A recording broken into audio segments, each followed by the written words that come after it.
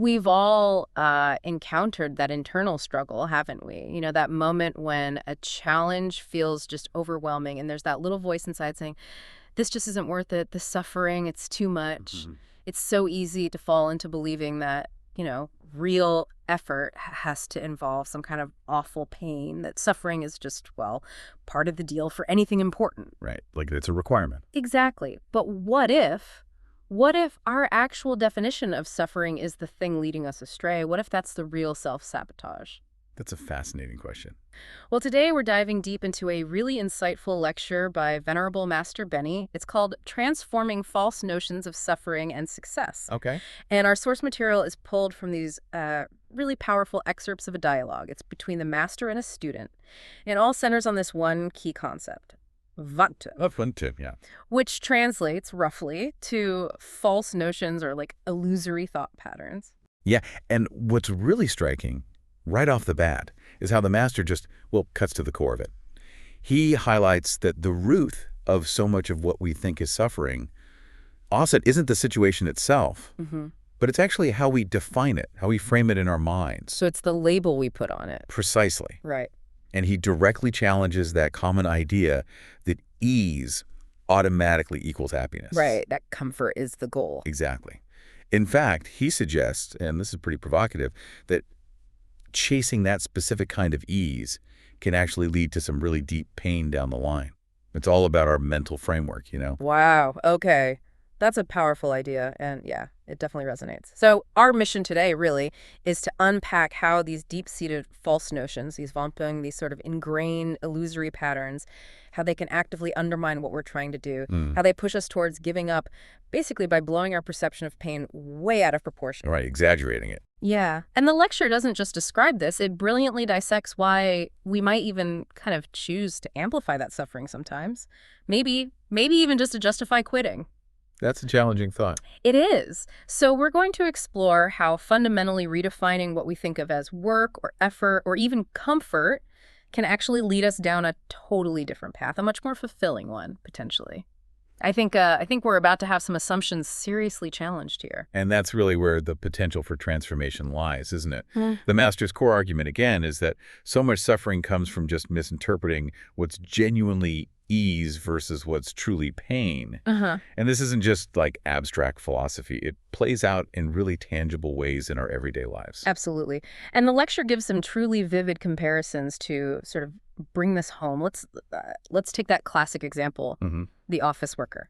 You know, they earn money, sure, but then they often have to spend a good chunk of that money and their time at the gym just to maintain their health, right? Right. Counteract the sitting, the stress. Exactly. And the master describes these gym sessions as incredibly strenuous. He even says more tiring than worshiping Buddha, which is quite a comparison. Wow, yeah. Leading to just utter exhaustion, feeling, and this is his phrasing, truly vivid, like a dead pig by the evening. Only to wake up and, well, do it all again.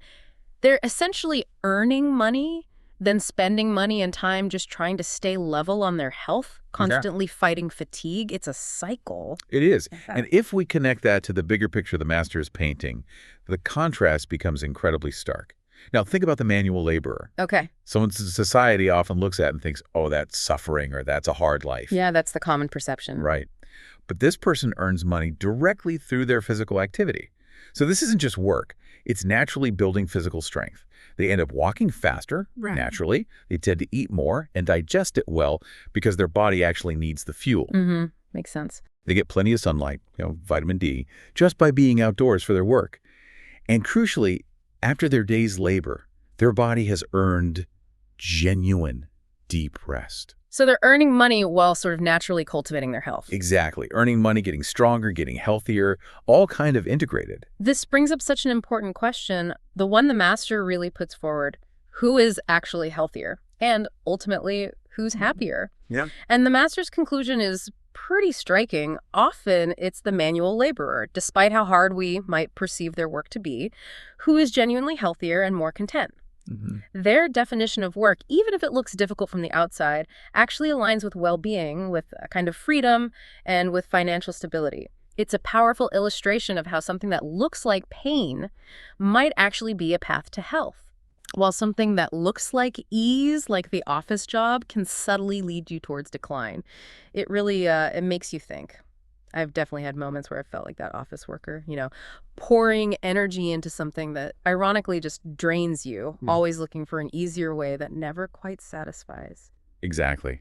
And that stark comparison just underlines how holding on to a wrong definition, that deeply ingrained vọng can genuinely lead to a whole lifetime of suffering, both internal and external. Oh, so external. Well, things like maybe being looked down upon by society, having financial struggles even though you're working hard, and just experiencing continuous pain, mentally and physically, because you're fundamentally misaligned with what actually sustains you. Okay. The master implies these false notions aren't just like intellectual slip-ups. They're deeply embedded patterns, almost like a default setting our minds just fall back into, shaped by, society, or maybe just assumptions we've never bothered to examine about what's truly good for us. So if your basic concept of work or success is just skewed from the start. Then everything that flows from that concept becomes distorted too.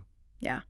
Okay, so if these false definitions are so ingrained, so deep, how do we even begin to transform them? The lecture does talk about that, right? It does. It really emphasizes that true transformation comes from building a correct worldview. It's a profound shift involving reshaping our concepts, our notions, and those really deep habits. It's not just thinking differently then. No, it's much deeper than that. It's not just about intellectual understanding alone. It has to be experiential. Experiential. How? Well, the master implies this isn't just passively hearing information. It's active engagement. This listening and training he talks about is almost like a continuous process of mind sculpting. Mind sculpting, I like that. Yeah, it's about actively rewiring your default thought patterns, challenging those vọng every time they pop up. It's like repeatedly exposing yourself to the truth, actively countering the old definitions again and again until a fundamental change happens at a really deep embodied level. You feel it, you don't just think it. So it's this profound shift, moving from just knowing it in your head to truly internalizing it until your actions and even your feelings start to reflect that new understanding. Exactly. That's when the master suggests the suffering starts to dissolve, and it gets replaced by something much more aligned with genuine well-being. Right, a path towards something more authentic. So maybe a final thought for everyone listening. Thinking about your own life right now, what definitions or assumptions are you holding on to? About hard work maybe, or comfort, or even what success really means. Could any of those be, perhaps unknowingly, creating more difficulty or suffering for you than necessary? And the real question is, how might challenging your own definitions, your own vọng, lead to a profound transformation in how you experience your life? Could that be a path to true fulfillment?